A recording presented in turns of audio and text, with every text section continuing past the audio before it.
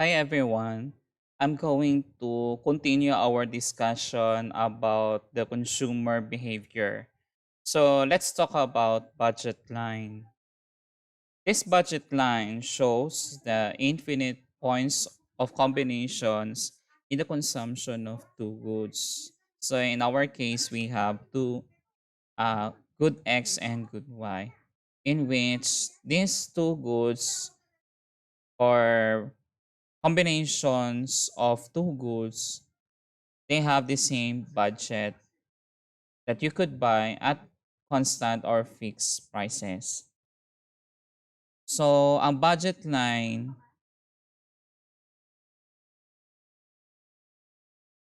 is a downward sloping line. So, as shown here in this figure.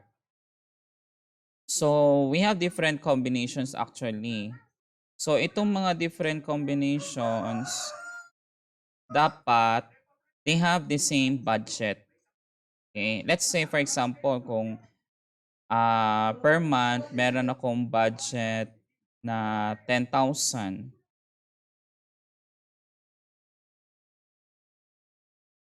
If I have 10,000 pesos of which is coming from my income, so I have so many combinations.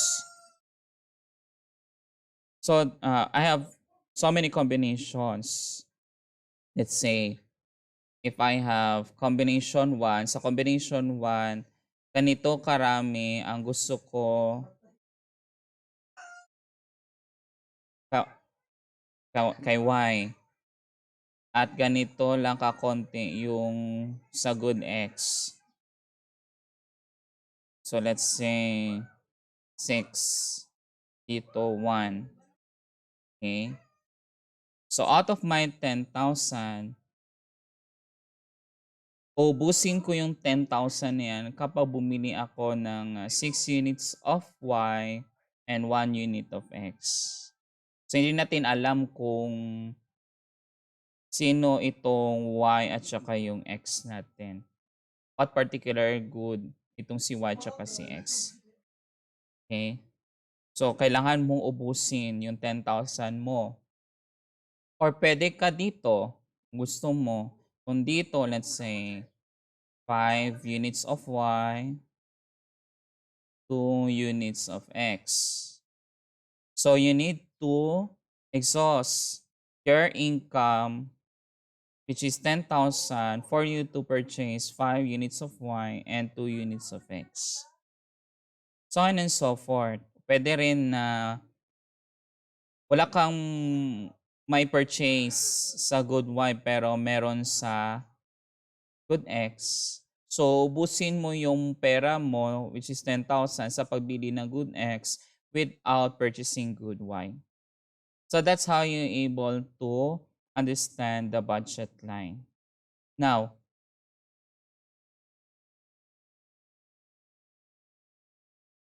so we have two regions in this figure. Okay, ito yung boundary which is the budget line. And let's say you have this combination Y and X. So what have you noticed in this combination? It shows that your amount of getting Y and X is small. Why? Because you did not able to exhaust or maximize your budget for you to buy good Y and good X. So, kung 10,000 ang pera mo, so siguro ang nagasto mo dito is less than 10,000. Let's say 7,000 lang. So kung 7,000 lang, so may 3,000 ka pang naiiwan sa budget mo or income mo. So hindi mo talaga siya na-maximize. So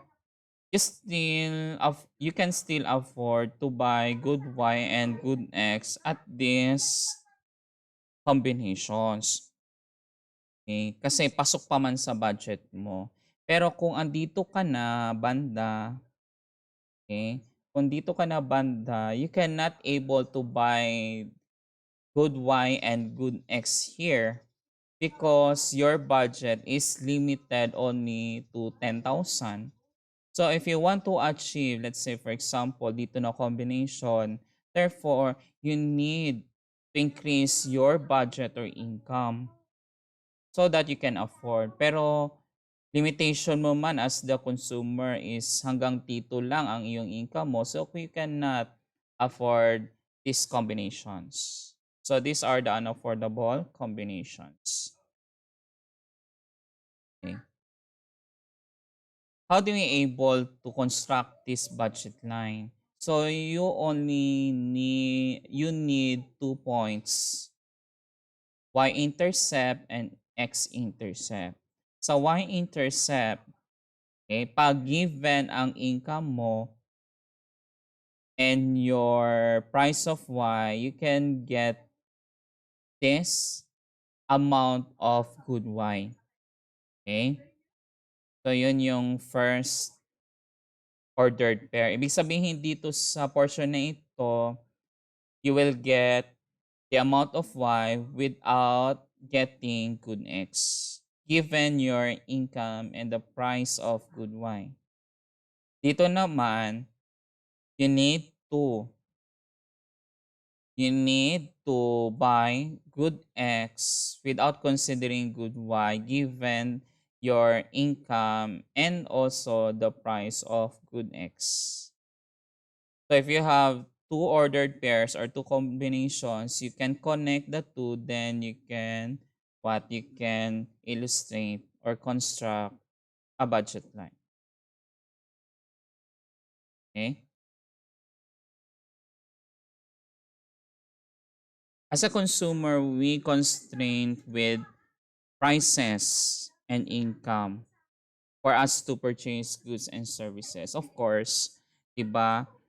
Ang limitation mo sa consumer, hindi ka basta-basta bibili ng goods and services if you cannot consider the prices of these goods and services and your income.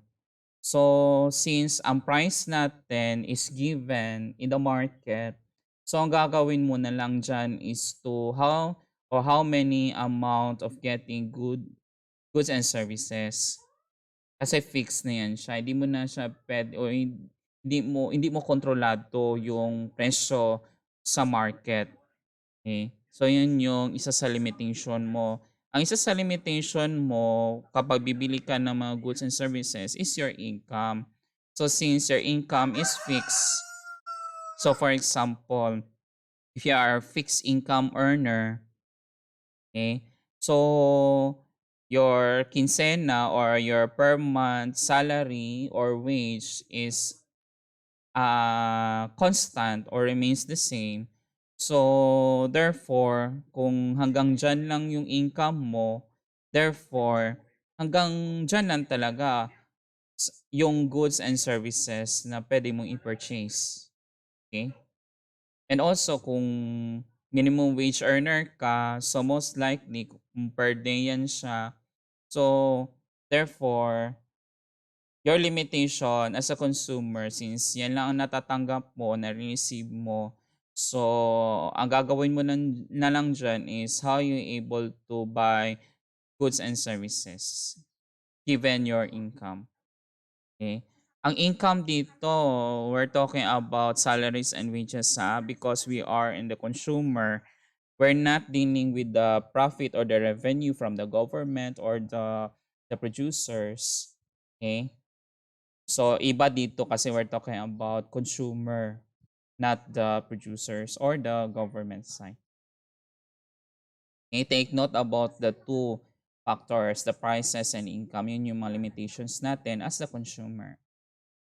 Now, the budget line formula, ito yung kanyang equation, no? It is I or income is equivalent to the price of X multiplied by the amount of good X plus the price of good Y multiplied by the amount of good Y.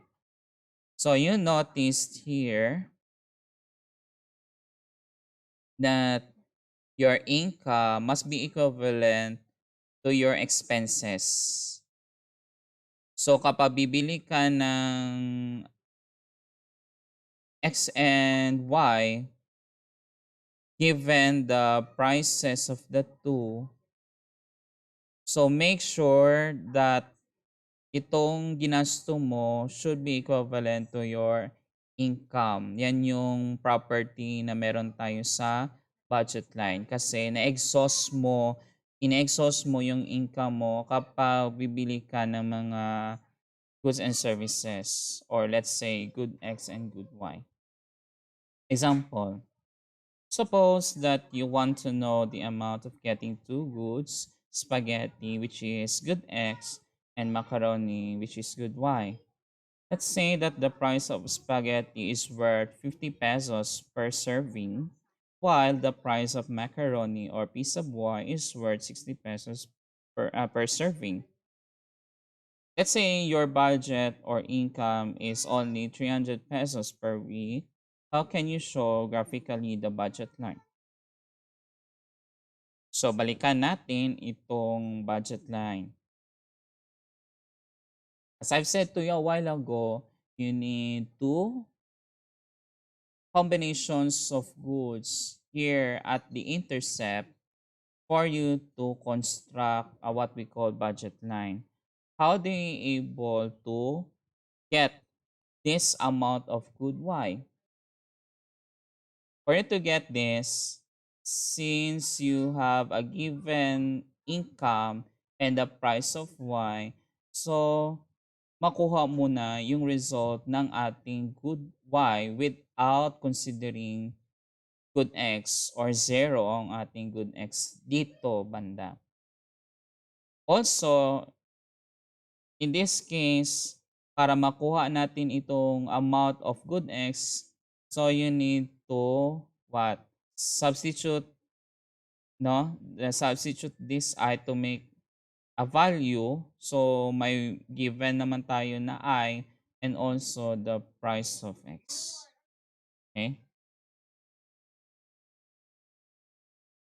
So as I've said, based on this given, for you to solve for good Y, you need to apply this formula. So since I is 300, price of Y is 60. So 300 divided by 60. So we have 5 servings of macaroni. So sa itong 5 servings of macaroni is your good Y without serving of spaghetti, or your X is 0. So dito siya. Okay? How about solving for X? Use the formula. Since I is 300, you're going to divide by 50, which is our P sub X. So 300 divided by 50, so we have 6 servings of spaghetti without serving of macaroni, or your Y should be equal to 0 dito banda.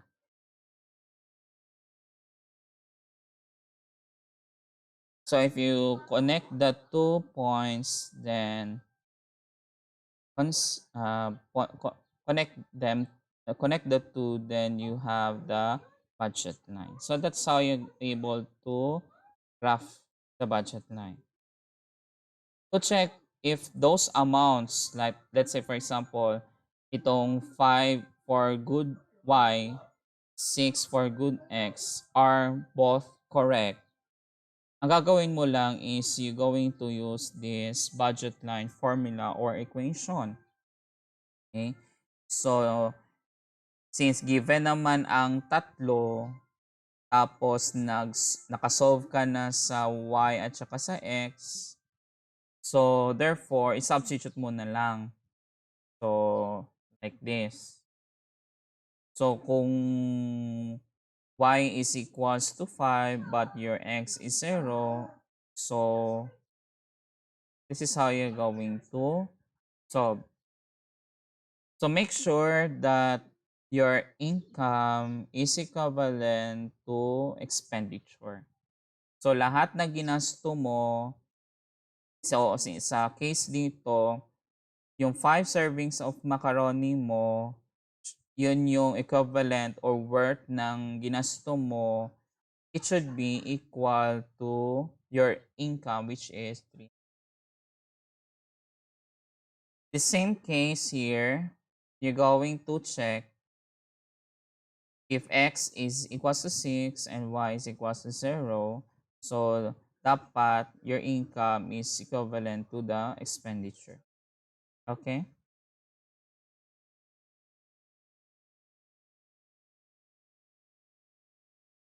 A budget line that shifts to the right shows an increase in income, while a leftward shift denotes a decrease in income. So it is understood, no? If this budget line will shift to the right, that means your income will increase rather. So if your budget line will shift to the left, that means a decrease in income. So kapag mag-decrease kasi ang income, ibig sabihin nito yung combinations of purchasing good Y and good X is lower. Bumaba yung ating purchasing power of consuming good Y and good X kapag konti lang ang ating income or our income will decrease. Ganon din dito sa case kapag mag-increase yung income natin, of course, sino ba naman ang hindi gusto na bibili ng marami kapag nag-increase yung ating income. So, your purchasing power for you to buy good Y and good X will also increase due to an increase of your income. We have also another cases why our budget line will shift. What will happen to the budget line in these following cases? I have 3 cases here. For the case 1, an increase in for prices of good X and while income is constant. So, ano kaya mangyari sa budget line nito kung sabay-sabay na mag-increase ang presyo ng good X and good Y pero walang pagbabago sa income mo? Sa case number 2, if your income or the price of good X will increase but your income and the price of good Y remain constant. So dito sa case na ito, kapag mag-increase or mahal ang good X dito, tapos walang pagbago sa income mo, tapos ganoon pa rin yung presyo ng good Y dito, so ano kayo mangyari sa budget line? Sa case number 3 is an increase in price of good Y while income and price of good X remain constant. So ano kayo mangyari sa budget line? So isa-isahin natin ito. In the case 1, as I've said, nagsabay ang presyo ng good X and good Y pero walang pagbabago sa income mo. So, ano mangyayari sa ating budget line? So, both goods X and Y becomes expensive. Kasi kapag mahal, therefore, ikaw as a consumer, you're going to buy less goods X and Y kung ang iyong income remains the same. Sino ba naman ang gusto na bibili ng maraming good X and good Y tapos mahal pa talaga ang good X and good Y tapos ganun pa rin ang iyong income mo. So, wag ka na mag-expect na mag-increase yung or marami kang mabili dyan. So, expected na kapag mahal tapos yun pa rin ang income mo, so kapag bibili ka, konti na lang. So, yun yung experience mo. So, both goods X and Y decreases or there's a reduction of the amount of getting two goods. So therefore, our budget line will shift to the left. So ganito.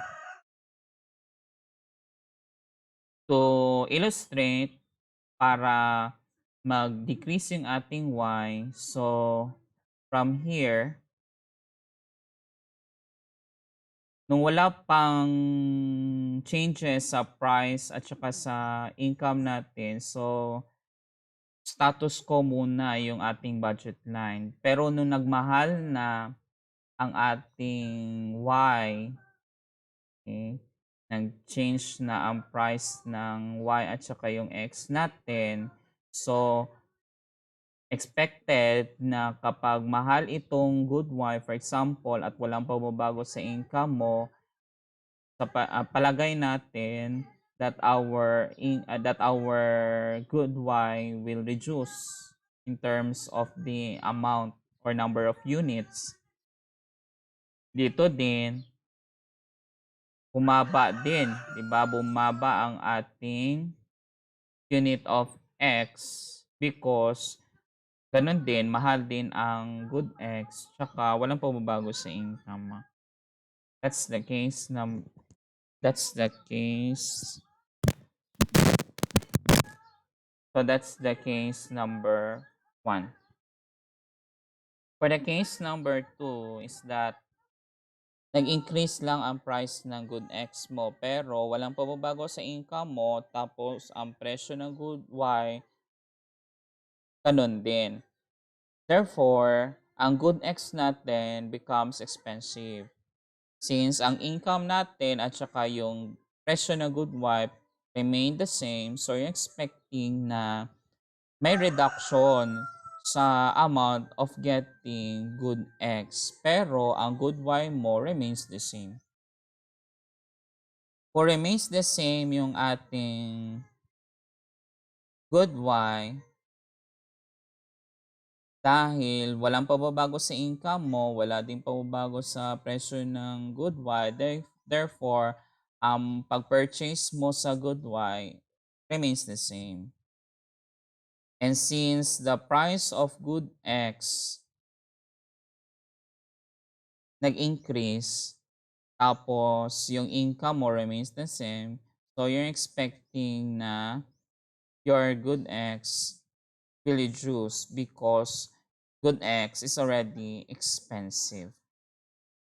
So our budget line will rotate clockwise direction from BL sub 1 to BL sub 2. In the case number 3, si price of good Y nag-increase. Ngayon, sa case natin, si price of good X remains the same and also our income remains the same. So, expensive na si good Y. So, expect ka na that there is a reduction of getting the amounts of good Y. Pero kapag bibili ka ng good X, walang pagbabago. Kasi hindi man din nagbago ang presyo ng good X. Okay? So, hindi nag-change yung purchasing mo of getting good X. Pero sa good Y, dahil nagmahal na siya, so nag-increase man ang price ng Y natin, walang pagbabago sa income mo, therefore, there is a reduction of our good Y. Therefore, the budget line will rotate counterclockwise direction. So, it's from BL sub 1 to BL sub 2.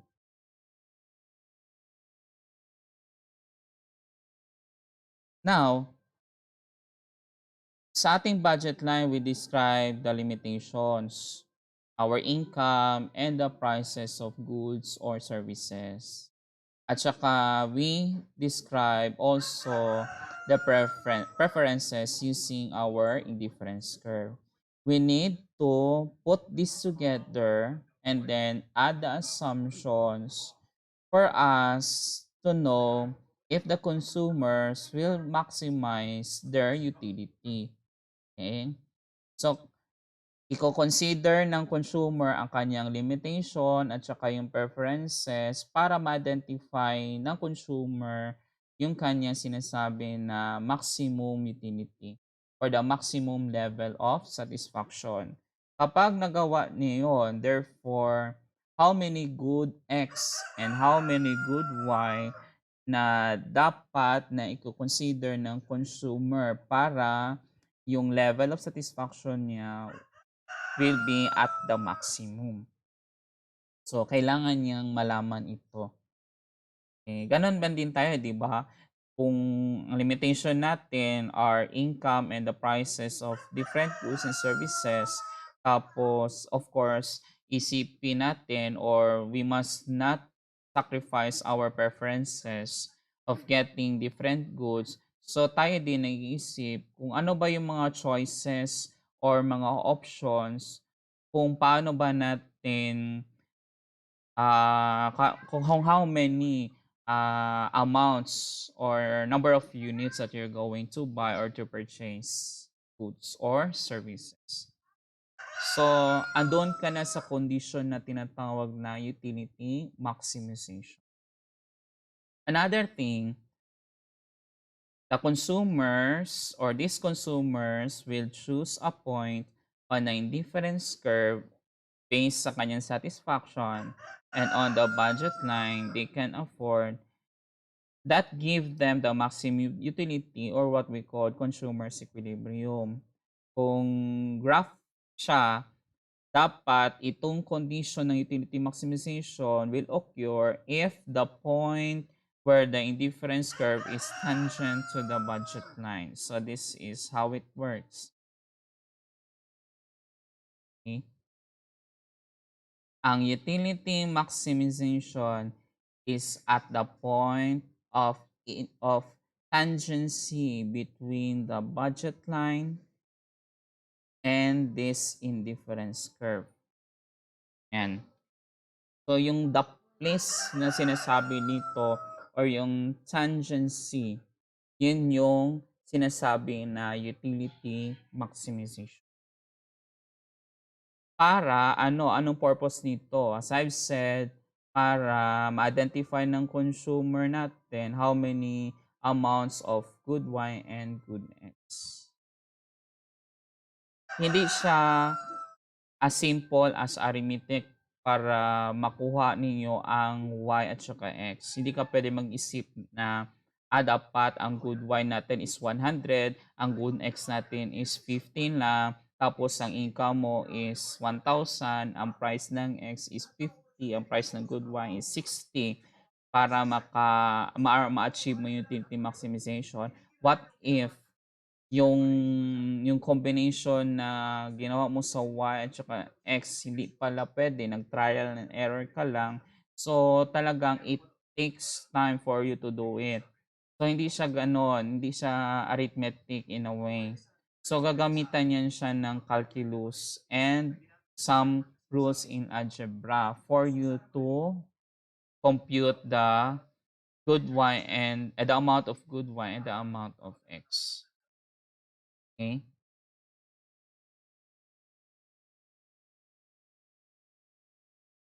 So in the case of other courses like in USM, Agbus, education, since they have microeconomics as one of their subjects.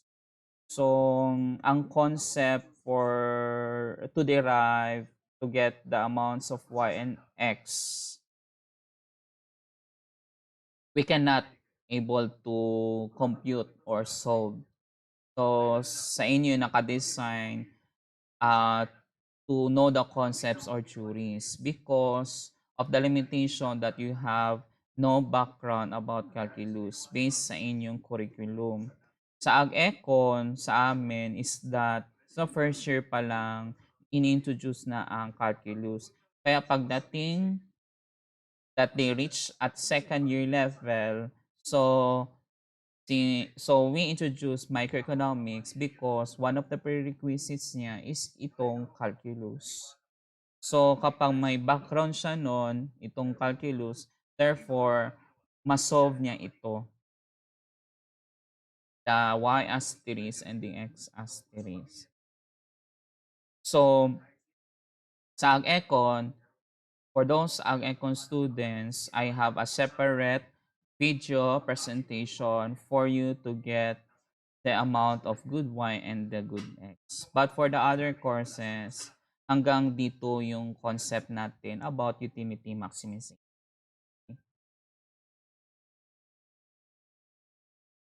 Ngayon, we're going to interpret this whole figure. Let's say I have four combinations.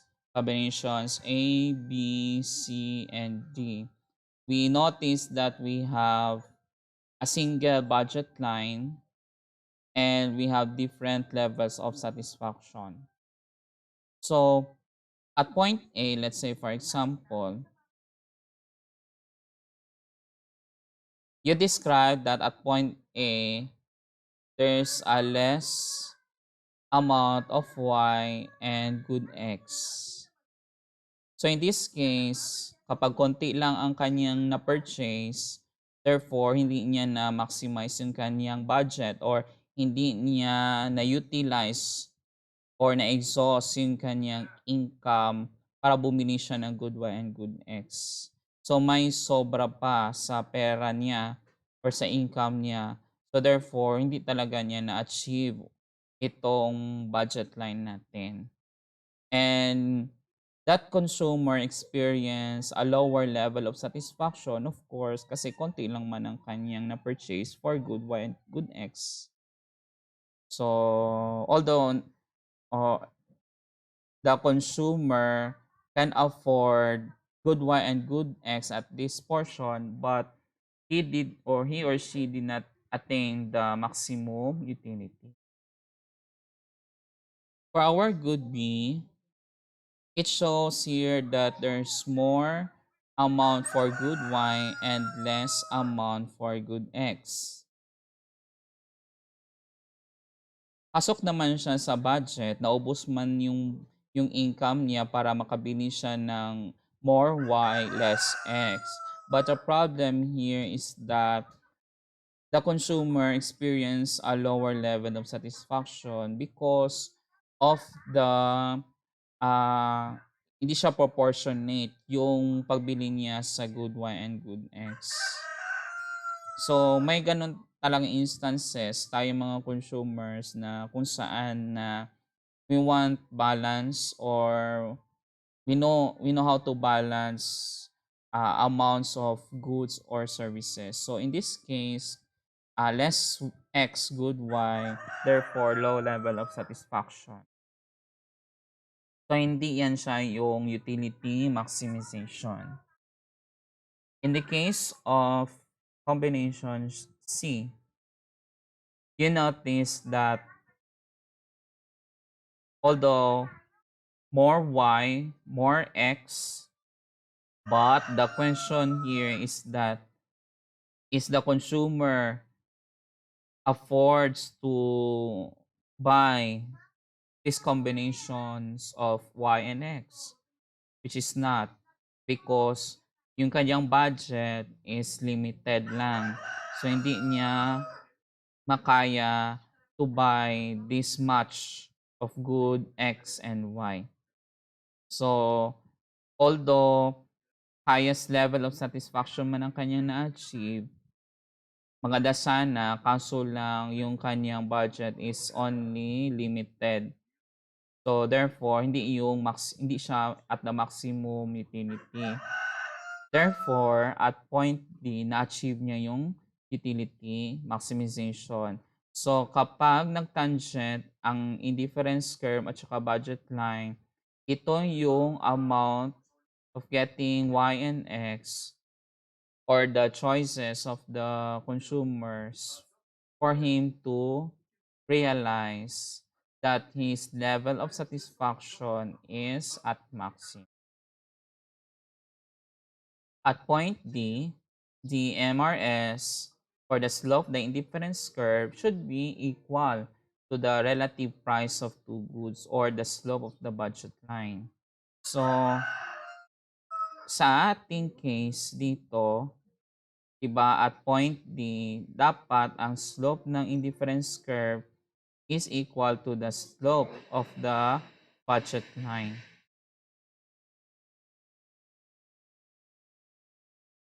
So the slope na indifference curve here is, or the MRS, is equals to mu. Remember that mu is our marginal utility. Ang kanyang formula is what? Ito, di ba? Change of TU over change of Q. So, pinalitan natin, ginawa nating X to denote that we are dealing with good X. So, mu sub X over mu sub Y. So, that's how we able to what? Or the slope of the indifference curve. So, our mu X is this one and our mu Y is this one. Okay. Did you know that our MRS, which is ito siya na factor, is also equal to this one? Diba? You still remember this one? The change of Y over change of X. Meron tayong derivation to come up with this. Kung ito yung ating i-apply, ito, so ang mu sub X natin is ito man, di ba? Tapos yung ating MUY is ito. Okay? So if we divide the two, okay, so the property of division, kapag meron tayong fraction form sa baba, ang gagawin natin sa baba or denominator is i-reciprocal mo. So, ito siya, ito na. So, gawin mo siyang multiplication form from division form. So, i-reciprocal natin to, so magiging ito. Okay? Then, if you're going to multiply the 2, then this will be cancelled. Kasi pareho ang numerator at saka yung denominator. So, is equivalent to 1. So, ang naiiwan na lang natin is ang change of y over the change of x, which is this one. Okay? So, kung gagamit ka nito, the same if gagamit ka nito. So, sa ating utility maximization, we are going to use this one. So, this is for the slope of indifference curve. But how about the slope, the budget line? As I've said, it is the relative price of good X and good Y. So, to get the slope of the budget line, you need what? Did you still remember this one? I over P sub Y. That is how you able to get the amount of Y without good X. So, and also this one is the amount of X without getting good Y. Okay? So, ang I over Py divided by I over Px using the property. So, multiply mo, no, magiging I over Py multiplied by reciprocal mo ito. So, gawin mo Px over I. Then, canceled out.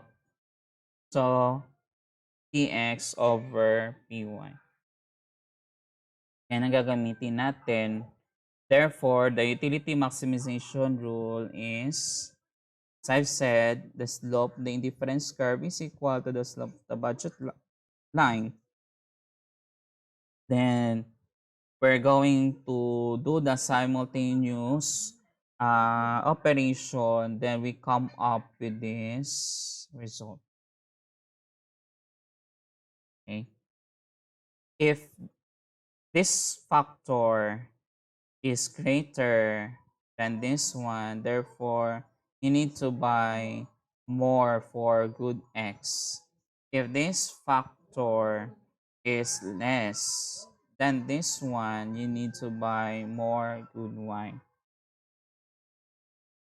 So for other courses, hanggang dito lang yung concept natin. Pero sa Ag-Econ, meron kaming ginagawa na simultaneous nito using background in calculus and algebra para maka-derive kami ng ganitong utility maximization. So that's how you're able to derive the utility maximization of the consumer. So let's discuss about income consumption curve and the Engle curve. These two must go together because ICC, the shortcut for income consumption curve, is defined as collection of points of consumer equilibrium in tangency. Na remember ninyo? So we are on the consumer equilibrium. Kung if we collect those points, it will result from dapat mag-vary or mag-change ang income ninyo while taste and prices of good X and good Y remain constant. So, applicable lang itong ICC ha. Take note kapag mag-change yung income mo pero other factors like tastes and preferences and the prices remain constant or fixed or hindi sila mag-change yung mga factors na ito. So, we can illustrate what we call ICC. Ang Engle curve naman shows the amount of a commodity in which the consumer would buy per unit of time at different level of income while taste and prices of good X and good Y remain constant. So, ibig sabihin nito, kapag ikaw as a consumer, kung bibili ka ng mga different levels of certain good, ganon din ang mangyayari sa level of income mo, nag-change din siya, magva-vary din siya. So, hanggang ganito ang income mo, ganito lang karami ang pwede mo mabili sa ganito na produkto. Or kung mataas ang income mo, so depende sa iyo kung how you able to purchase the amount of that commodity or the product. So, it would illustrate using the Engle curve. To provide you an illustration of the two curves, so let's say I have this variation of our income. So you notice that our income increases from I sub 1 to I sub 2, from I sub 2 to I sub 3. So,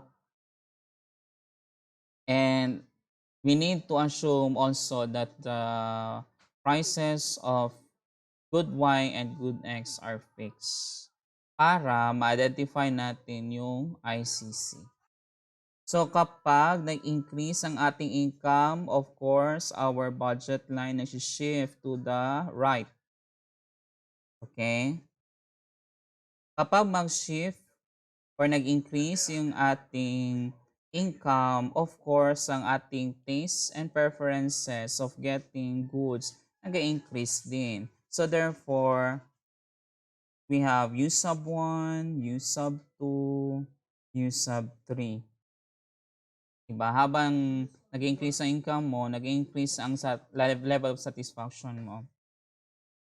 So if we are going to connect to collect those combinations like A, combinations B and C, then to connect the points, then you have the ICC.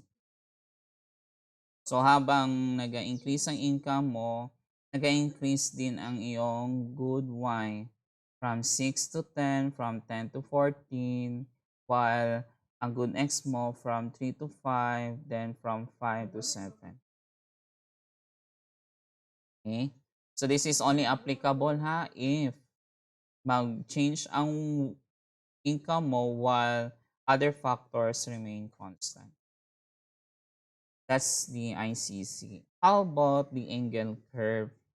So based on this illustration, kapag nag-increase ang income mo, so therefore, okay, so sa y-axis, we have the income levels. So nag-increase ang income mo, let's say, 12 pesos nagiging 24. From 24 nagiging 28. So, nag-increase ang income mo, no? So, from this budget line, so dito. On this budget line, dito. And this budget line, so ito yung level ng income. So, kapag nag-increase ang income niyo, what have you noticed of purchasing good X? So, nag-increase din from 3 nagiging 5, from 5 naging 7. Tama? Okay. So, if our income will increase and our good X or the number of units of good X is also increasing, therefore, our good X is a type or is a kind of a normal good. In this case, for our example, if our income will increase, therefore our Engle curve shows a positive slope. Kagaya nito.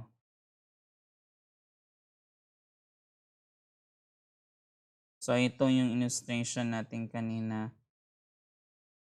Balikan lang natin sa inyong principles in economics or even basic economics that normal good, ang definition niya is as your income will increase, the demand for good X or that particular good will increase also. What if that your income will increase that and also the demand for the good will reduce? So in this case, good X is an inferior good. And your angle curve showing a downward sloping curve, or your angle curve is negatively sloped. So balikan lang natin ang concept na inferior good. If your income will increase, the demand for the good will reduce. So to apply the two concepts, let's say for example, we have restaurant meals or a restaurant meal or a house meal or sa bahay ka na lang magluto. Yun. So if you have two goods and let's say that your income increases. So let's say na-promote ka or whatever kung bakit nag-increase ang income mo. So kapag nag-increase ang income mo, 'di ba, as a consumer you tend to increase one of the goods but the other good will reduce ang kanyang demand. So in this case, kung na-promote ako, therefore mataas ang demand ko for restaurant meal, whereas kung sa bahay ka lang magluluto, magbaba ang kanyang demand. So this restaurant meal is what we call a normal good because as your income increases, the demand for that or this restaurant meal will increase. While the house meal is a type of inferior good because as your income increases, the demand for house meal will increase. Okay? Not necessary na kapag mag-increase ang income mo, ang iniisip talaga natin as a consumer na nag-increase ang demand natin o bibili tayong marami. Hindi. Kung bibili tayo ng mga produkto, may masa-sacrifice. Magbaba yung demand nito. So, not all the times that as the income increases, nag-increase po ang demand for those goods. So, may masa-sacrifice talaga na ang demand niya mag-reduce as if the income will increase. So, ganun siya. Okay? The last concept do we have is the price consumption curve. It is a collection of points of consumer's equilibrium. Take note, it will result to varying the price of one good, but the other factors like price of other good together with consumer stays and income remain the same. Applicable lang ang price consumption curve natin kapag ano ha, if ang price ng isa mag-vary or mag-change pero the others remain constant or remains the same. Okay? So, in this example, let's assume that our price of X will what? Will reduce. Tama? So, dati, ang price ng good X mahal. Ngayon, mura siya. So, kapag less expensive siya or cheaper yung ating good X, most likely the more good X that you're going to purchase. Okay? How about if you want to purchase good Y? Of course, walang pababago yan kasi ang income mo at saka ang presyo ng good Y mo are fixed. So, in this level, or in this example, your good Y still 28 units because the income and the price of good Y remain the same. Pero sa case ng good X natin, dahil mura na ang ating good X, therefore, ang purchasing power for you to buy or to purchase good X will increase. Okay? So, of course, our budget line will rotate counterclockwise, okay? And our difference curves will shift to the right, okay? Of course, you will take advantage na mura na ang ating good X. So, therefore, nag-increase man ng amount of getting good X. So, expected na ang ating indifference curve will shift to the right. So if you're going to collect these points, okay, connect, then you have what we call PCC or price consumption curve. So that is how you're going to understand about price consumption curve. And these are the references that I get. So the information, the examples, and other things that I presented here are coming from the different references. So that's all.